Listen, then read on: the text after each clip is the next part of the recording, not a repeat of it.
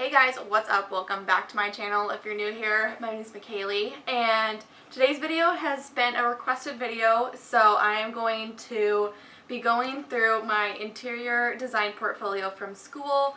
I'm going to give you guys kind of a run through of everything, how I laid it out, how I verbalized everything, and then also I'm going to talk through how I got my internship, where I went, what I did, and then where I'm at now. And then I did ask Instagram if they had any questions that they wanted me to answer in this video, so we'll be covering that as well.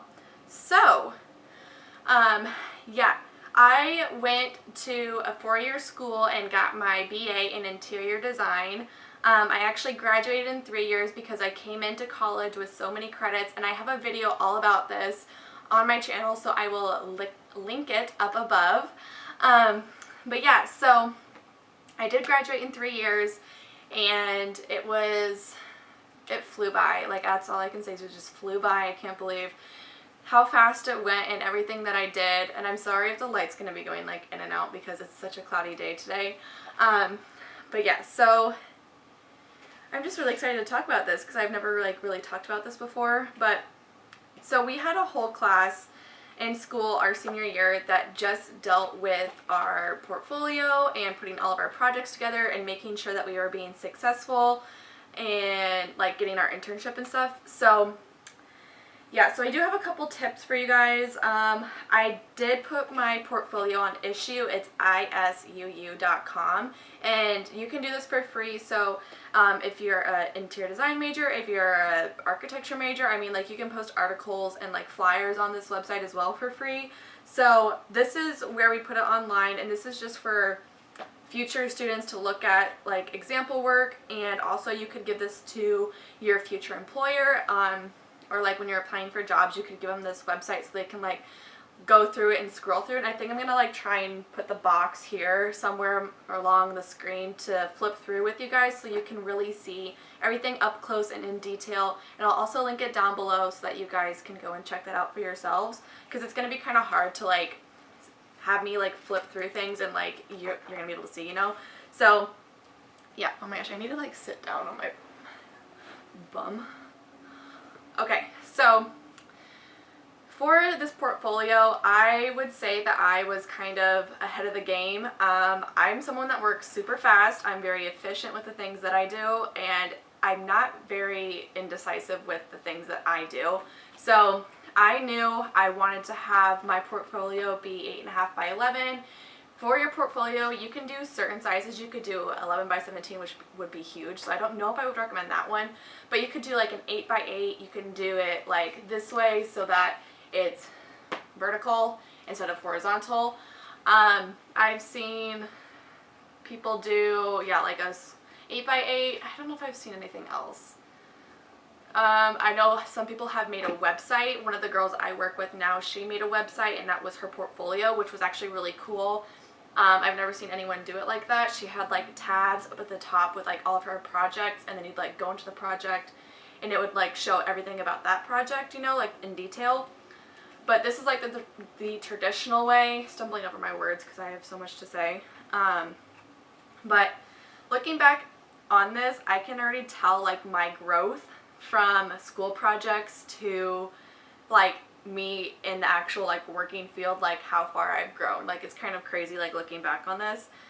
So my concept was, I don't even know what my concept was. I kind of just played around until I found something that I liked, and I didn't like have a set idea. I didn't really do a lot of research about how I wanted to lay it out. It was just a lot of like rearranging things, seeing how I liked it, and then going with that and being consistent with every single page that I was doing and making sure that they all looked the same. So this is kind of the theme that I went for.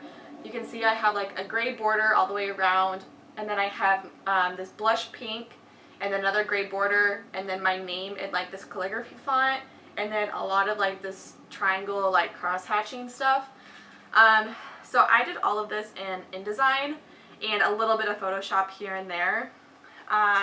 But when you go into my project, so what I did was I just did a nice like photo quality paper with a clear sheet on the front. And I did front and back printing. You don't have to do front and back, you could just do one-sided. I liked front and back because of how it was going to lay out everything. So, but when you do open it up, it kind of is in one big spread so that it kind of makes sense when people were to look at it open like this. So let me fold this and we can kind of walk through it. So up at the top, I kind of have my contact information, and then I have a headshot. And I ended up doing this in black and white because the way that I don't know, I just did black and white because it just made more sense for my portfolio, because a lot of my stuff was very neutral. So yeah, people have conflicting opinions about putting your picture in like a resume or a portfolio. I did not put my resume with a picture because that's a bias. I think like that could waver your employer's opinion of yourself just based on your picture. But in interior design, or just like our field in general, we usually will do a cover letter, our portfolio, and a resume. And the first thing that an employer is going to look at is your cover letter and what it states and everything, and then probably it's going to then look at your resume and seeing if you meet all the credentials that they want in their company, and then going into the portfolio. So by that time, the picture made sense in my mind to show my face, because they had already obviously judged my resume and everything to be somewhat good if they are wanting to see my portfolio. So that's kind of like my thought process through it. But I kind of have just like a brief description about me. Do not make this super long if you do put one in here, because more than likely that person that's reviewing your stuff is not going to take the time out of their day to read that. I know, like, with all the things that even I have to do, like, I probably would not sit down and read through every single line of a person's portfolio. I think that your cover letter and your resume really speak volumes, and then when they look at your work, they're kind of going to skim through it. So what I have on here is my affiliations. So these are memberships that I'm involved in, and when I look back, I was actually involved in one more. I was involved in NEWH, and then I was also involved in ASID and then IIDA. So, oh wait, I have NEWH on here. That's okay. So then I next go into education, and I talk about my BA. I do not put on here high school, because at this time, now when you're looking for an internship, high school is kind of irrelevant. So on here I have my graduation date. I have that the school that I went for was accredited by the Council of Interior Design. So this is, we have our CETA accreditation, and in Iowa, UNI and Iowa State are the only two universities that have that. And then I go into work experience, and this is kind of just talking about obviously my work experience, what I've been doing, and what my responsibilities were in my job. Then I go into campus involvement, what I was involved in and everything.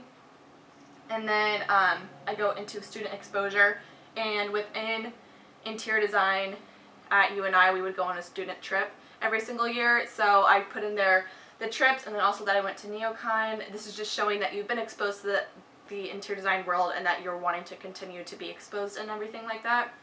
So then I go into another heading, which is design knowledge, and this kind of talks about classes that I took that's design related, that shows kind of where my design background is and where I came from, and all that kind of stuff. And then I talk about my honors and awards, my skills. I would suggest mostly listing soft skills in this area, just because that's what most employers are looking for, is your soft skills. Can you read? Can you write? Can you communicate? Can you present? All that kind of stuff. So on here I wrote that I'm organized, I have good communication, my literacy, self-motivation, leadership, responsibility, flexibility, and time management. And all these things have excelled even since going into the working field. It's kind of crazy. So what I thought back then I was really, really good at, like, I have excelled even more in. Then next I'm going into qualifications. So this just goes into my computer skills. These are just programs that I've been working with throughout college and everything. And then I go into design skills, which is like what I can do well with InDesign. So that's like my hand rendering, space planning, drafting, calligraphy, model building, presentations, and mood boards. And then at the time I was kind of doing photography, so I kind of put on there that I have some photography background. Then next, going into my other slides, or like my other pages, this is what I mean when I want them printed front and back, because this is just what makes sense. So I just have like a quote over here, continuing that crosshatch, and then again with this bottom pink band, and you'll see down here in this calligraphy font is all the headings of every project. So first I did commercial projects, so 1, 2, 3, 4, 5 of them are commercial and 5 are residential, with one of the last page as my hand drafting. My first project was an individual project. This was a hospitality project, so a hotel, and we got to pick the city of our choosing, and I chose Palm Springs because I love mid-century modern and a lot of warm weather, stuff like that, and the colors that comes along with like Palm Springs. So I kind of wrote an objective, a concept, and then programs used, and so every format that I did on these pages is exactly the same, so it's going to get kind of repetitive when I talk about it. But I list what kind of project it was it individual or was it team-based, and if it was team-based, how many people were in this project, the location of which the project is located in, and then what semester I ended up doing this project, because I think putting that semester, like let's say I said fall 2016, they can see my growth and everything like that.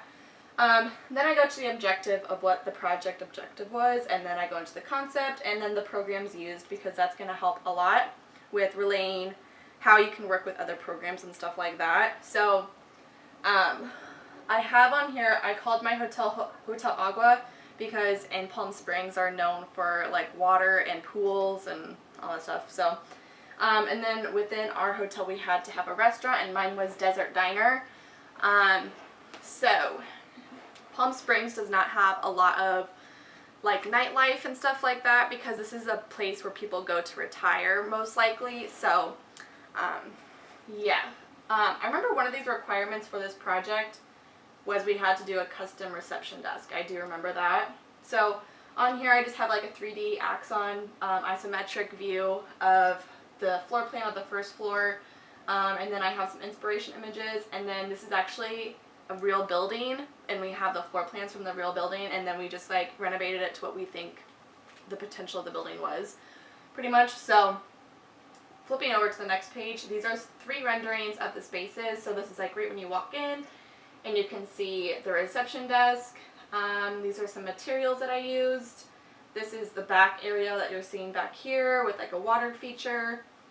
And then this is up front, there's like a bar, so people could grab a drink right when they check in and stuff like that. Going into the next page, this is then the restaurant. So I'd have a floor plan, which if I were to go back and do this, I would not do it rendered. I would actually do like an annotated plan showing, you know, how much square footage, like labeling things, stuff like that, because that's what your employer is going to care most about, is that you can relay that information. So yeah, I kind of have different renderings. I have a bar, materials, furniture, stuff like that. This is like the room part, so like the room floor, like the floor with all the rooms, obviously.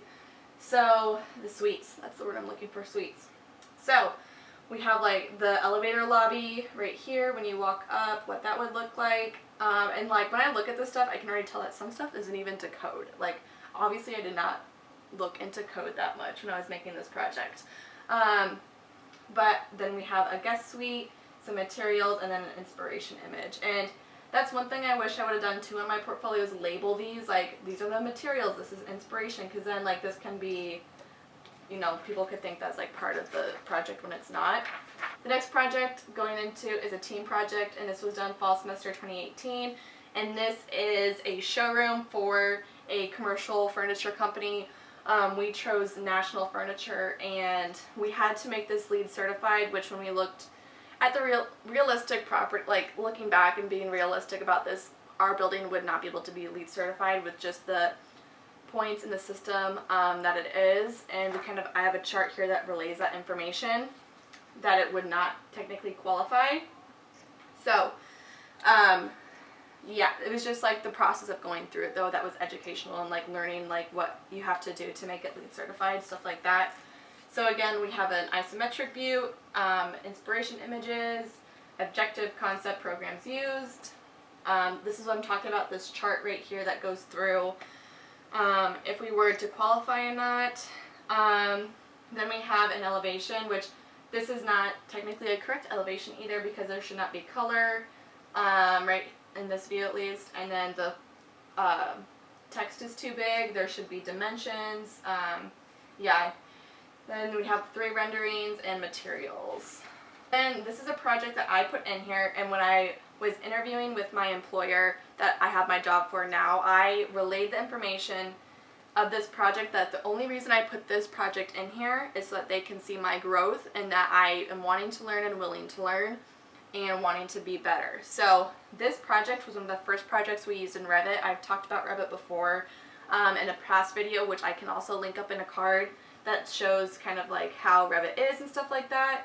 So this was also a team project. This was located at UNI, and we were using a current building that we actually had our interior design classes in, and we were supposed to make this into like a music academy. So yeah, we have our floor plan, and then we have colored renderings, which you like never do. So you just never do colored renderings. And then we have actual renderings, which you can tell like we didn't know like how to use Revit at the time, really. We didn't know the resources, we didn't know that stuff yet. So yeah, there was a lot of growth within this project, and you can definitely see that going into this project, which is what I did my senior year, spring semester, which was the last project that I did. And this was a building located here in Cedar Falls, and you can tell that like even here, like I knew more information about this project than any other project before. So I have the location, I have gross square footage, and the existing construction of the building. I have my objective, concept, programs used. I have a floor plan, which again I wish I didn't do in color. I wish I would have done black and white, and then dimensions and labeling and stuff like that. I called this Renewal Dermatology because mine was a dermatology clinic, and I really wanted it to feel like a spa rather than like a clinic, because sometimes clinics can scare people. Then I talk about the exam room and the type of materials that I did choose and why I chose them. I talk about, I don't talk about it, but I show 3 renderings of the exam room, the check-in desk, and then the waiting area. I have some materials. Okay, so next going into residential, our first project was done, so this was done in AutoCAD, and this was like my first project that I ever did in AutoCAD, so it's kind of a hot mess, and it was done in the Burj Khalifa, and we had to do a lot of research about how to design a space that was accustomed to the culture and the people that lived there. So yeah, it was done with a lot of research about religion and culture, all that stuff. So I have my floor plan, I have materials, I have an image of the Burj Khalifa, and then on the other side I have elevations. These ones have dimensions on them, but again, it should not be in color. And then I have 2 renderings. Then going to the next project, this was done in Revit, and this was for an artist community, and the purpose behind an artist community is on one floor they would live, like have their apartment and stuff like that, and then on the next floor they would have like their art studio, and they would create art for money, and I think it was in return for rent. I think that's how it works. You can kind of, it's actually a real thing, so you can look up like how to do it and stuff like that, and like the research behind it like online if you're interested in that. So I have my floor plans. This is what you guys should be showing on your portfolio, is like floor plans like this, not the colored stuff that I had before. Like this is what your employer wants to see, is stuff like this. And then I have some renderings, and then these are in color with a border which relate back to the floor plan over here, just to show like where they're located. And then I have some materials. On the next one, this was a restoration barn project, and this was done in Revit, and we have a barn model that we had to create. We have our floor plans. This was a team project. And then we have 3 renderings with materials, and then this side was done in SketchUp because at the time we didn't know how to use Revit renderings and like in 3D and stuff like that, which is crazy. Okay, then the last, I think this is the last project. Yeah, pretty much the last project. Was for an NKBA, which is National Kitchen Bath Association, which is a real thing, and every year they put on a competition for a kitchen and bathroom, and people are supposed to, you know, put in their drawings and stuff like that to get pretty much approved for money and like a scholarship and stuff like that. So like whoever wins, like, you know, they go to Vegas and they get their scholarship, stuff like that. So it's a really cool thing. I did not enter into it, but yeah. So this was the floor plan that we had to follow, and then this was what I came up with. And there's a certain things you have to follow within, like there's rules and stuff like that. So, yeah, you can kind of pick, I think there's not a location based, so you can kind of pick the location, but you just stick with the floor plan. Like you can't change the floor plan or like move walls at all. So, next is another one of the first projects I did in AutoCAD, and this was of a tile design. So I had to create a tile and then use it within a kitchen, and these are like elevations you want to be showing, like you have the notes and then you have dimensions, stuff like that. So that's kind of shown correctly. Next goes into like the more artsy side of interior design. So this one was done for a chair project. We had to design a chair, and so that's what I did. And then we did some elevations in a section to show the construction of the chair, stuff like that. And then next I have some sketches. So I have some with watercolor, some with pencil and color pencil. And then on the other side I have a rendering of a house that I drew. And then drafting, we did a floor plan for this entire house was done hand drafting, which took some time, but definitely worth it. A lot of learning experiences, and I actually loved hand drafting. I just don't know if I could do that every single day of my life, and that's why I love that we have computers now. But overall, this is the bulk of my portfolio, and I hope that there's some things that you guys could grab some inspiration, some not to-dos, some to-dos. I think some to-dos would be mostly like putting a resume in there. Again, listing off to the side, you know, like what kind of project it was it individual, what semester did you do it, what was the project objective, the concept, the programs you used.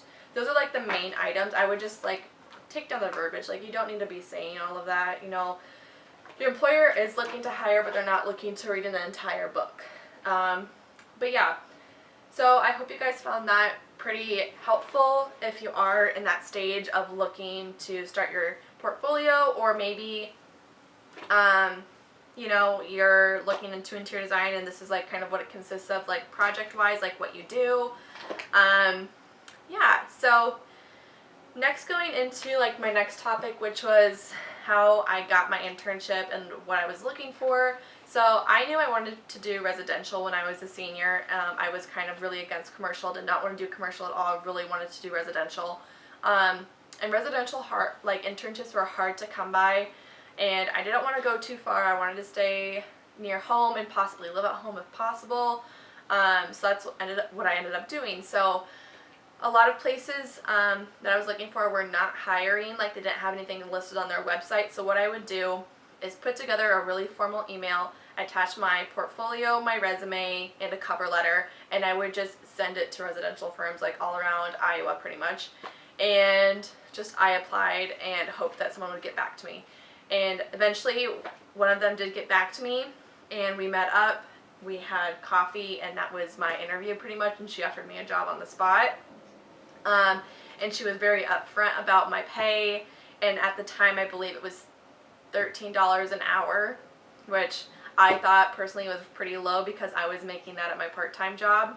So I still took it because I was like, you know, take what you can get, but at the same time, don't shoot yourself low, you know. Don't take an internship just because you need it, you know, because if you don't do something that you love, then you may get the wrong perception of what interior design is actually like, what your job would be. You would be so sad doing something you didn't do every day that you loved, you know. So don't take it just because you need a job. Take it because it's something that you're interested in, and the pay shouldn't matter. So that's what I did, and I moved back home, and I commuted an hour every single day to my internship. And my internship was really flexible, I guess I would say. I got to work at 9, and I would at least have to stay until 1. More than likely, I left between 1 and 3 p.m. every single day. Like, it was not a 40-hour job, like 40 hours a week for the job. It was 20, 25 hours. She had relayed that to me, that that's what my time would consist of. It wouldn't be 40 hours a week.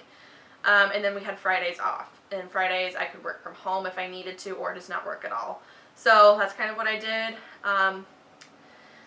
I did like my internship, but I didn't like the fact that I was doing a lot of admin back-end work. I was doing a lot of shipping and receiving. I was doing a lot of, not bookkeeping, but I was like running errands. I wasn't doing design stuff, really. I really wasn't. I would do mood boards, or concept boards is what we called them. And this was to help clients understand where we see their, like where we envision their space going. We would rarely use any 3D programs for anything, so I was kind of rusty when I got my job now because I didn't remember how to use a lot of the products and a lot of the programs. So yeah, it was a good education experience, but it's not something, at least at the time now, that I want to be investing my time in. I don't hate residential. I loved the relationship with how close the firm was with one another, and I loved working with clients like really close and directly. But you know, you still get that with commercial. Like, I still have contact with owners, and I still have contact with clients almost every single day. It's not like I never see them or never talk to them. You know, I still have that interaction with people. But after I had my internship, I did get hired on full time, and I realized probably a month in that I was tired of doing that. I did get a pay raise, but it was up to, I think, 17 or 15 an hour, something like that.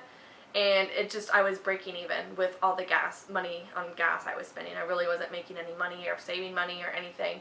So I was like, okay, I need to make a career change. This is what's best for me at my time in life. So I found my job where I'm at now, and I absolutely love it.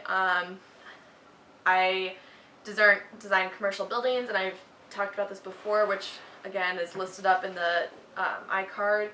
But yeah, I absolutely love my job now. The hiring process was a little bit more stringent. I had to go in for a formal interview, and then I gave a presentation on my portfolio. So let me go on to Instagram now and see what people have said. So someone asked, why did you choose to be an interior designer? So looking back, I thought that was going to be the last job I would ever do. I did not think I wanted to be an interior designer. When I graduated high school, in high school, I was so set on doing something in business, being a businesswoman, wearing a pantsuit every single day, going to a corporate office, and, you know, like, running the roost, you know, thinking I was the it girl. And, you know, I don't know why I wanted to do that, looking back, because I couldn't imagine doing that now. But, so I went in to college freshman year wanting to major in human resources, took a macroeconomics class, which was required, and first day, hated it.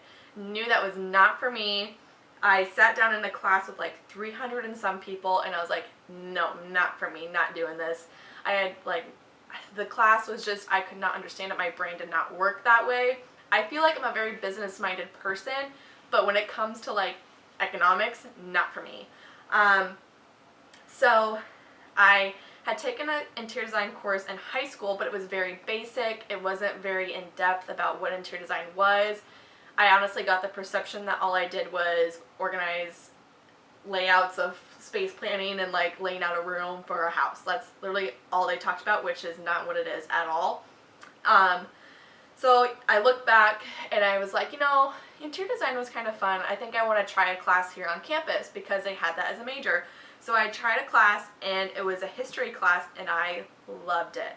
One, I love history, but then the fact that it was about like furniture and design and all this stuff, I loved it. So then I just kept going, and then I actually changed my major in one day from human resources to interior design without even taking an interior design course. But I still was like, you know, no, I want to try it. That's what I'm doing, because I didn't want to be in college as an undecided major. I did not want to do that. I was willing to just change my major a bunch of times until I figured out what I wanted to do, but luckily interior design was what I wanted to do. So, you know, there wasn't a time where I was like, oh my gosh, yes, I want to be doing interior design. I just think that people get the wrong perception of what interior design is, and that's because of Pinterest, that's because of Facebook, that's because of HGTV especially. A lot of people think it's just picking out throw pillows and organizing a room, with laying out a room, space cleaning a room, and picking out a paint color, and that's it. That is beyond what it is, and I've talked about this before in another video too. I kind of went off in that video about it, but yeah, so interior design is so much more complex than picking out a throw pillow, and I definitely think that people don't give us the credit that we really deserve, especially with what we do every single day.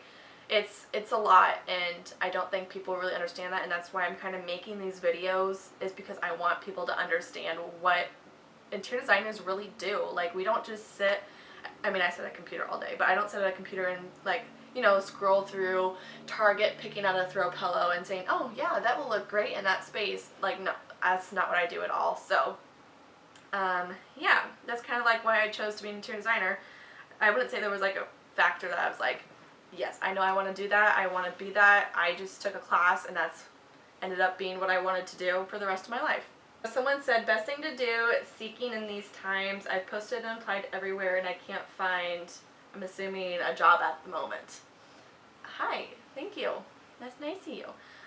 So I think the best thing to do is kind of like how I said with my residential internship, is still apply to places. Like, even if they say they're not hiring on their website, you putting your foot in the door and giving them a portfolio, a resume, and a cover letter all in one email, and sending it to them with a brief, very formal email saying who you are, what you're looking for, and what you can bring to the table.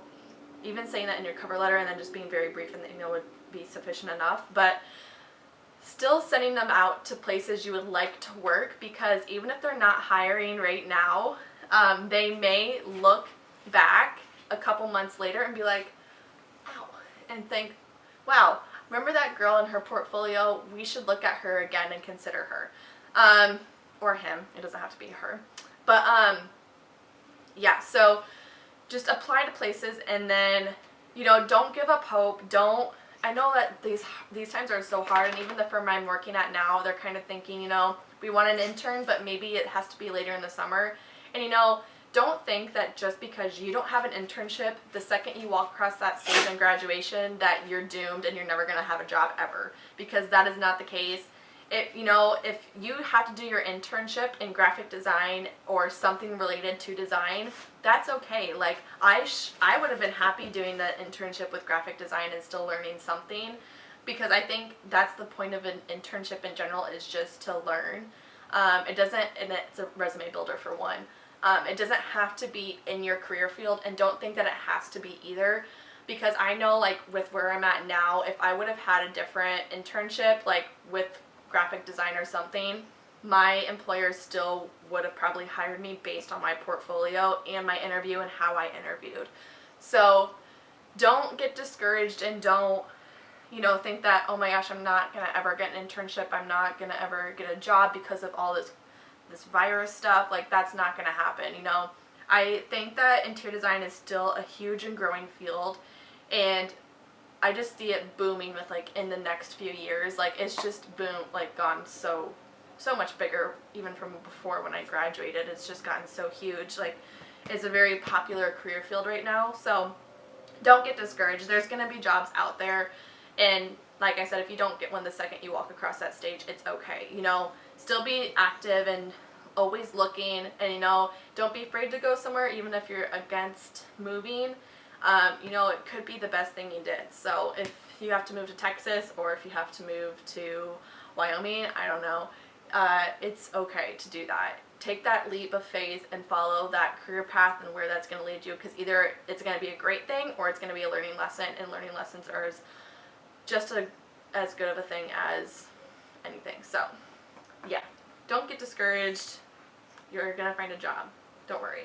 I'm going to link my online portfolio down below so that you guys can check it out and really go in depth and look at it up close in person. So yeah, if you guys enjoyed this video, it was a lot of talking, but I hope you guys liked it and got some stuff out of it. But yeah, hit the subscribe button, like the video, share the video, whatever you want to do. yeah, because I want to make a lot more interior design videos, because obviously you guys really love interior design videos and all about it. So yeah, I'll talk to you guys next time. Bye. Why did I say next time like that? You want to say bye? Crazy girl. She crazy girl. Okay, say bye. Bye. Bye, guys.